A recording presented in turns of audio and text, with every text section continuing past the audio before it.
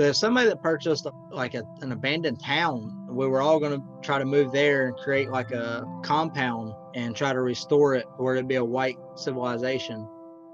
Jeff would go out and do speeches and interviews telling people we're not a racist organization. We're like the NAACP for white people.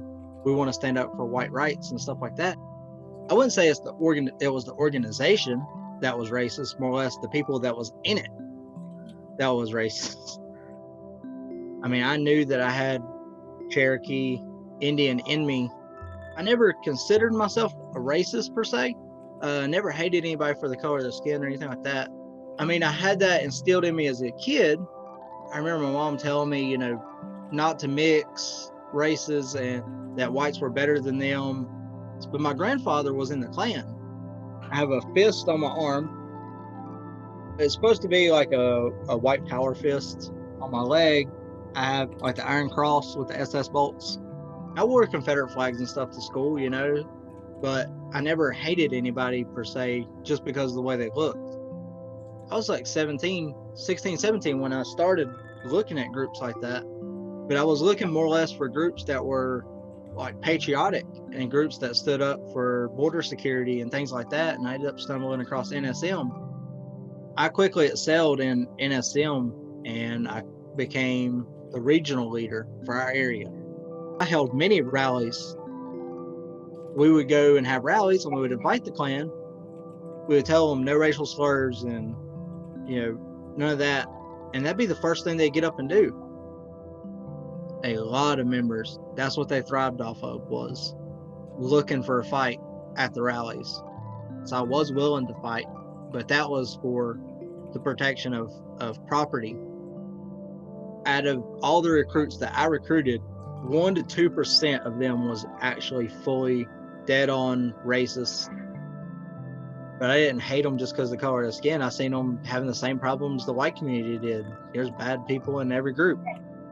He made a comment saying that we should get some guys together and we should go, find some black people and beat them up.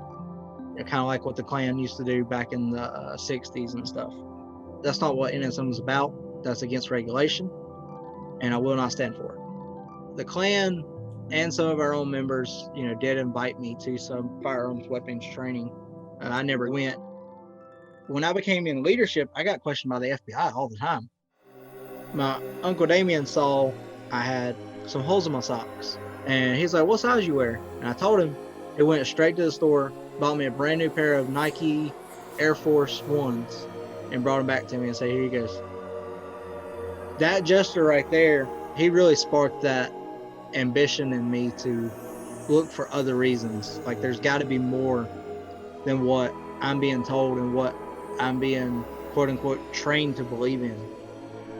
I ended up leaving because I seen the organization wasn't going to change, and I was tired of having the label of you're just a racist neo-Nazi.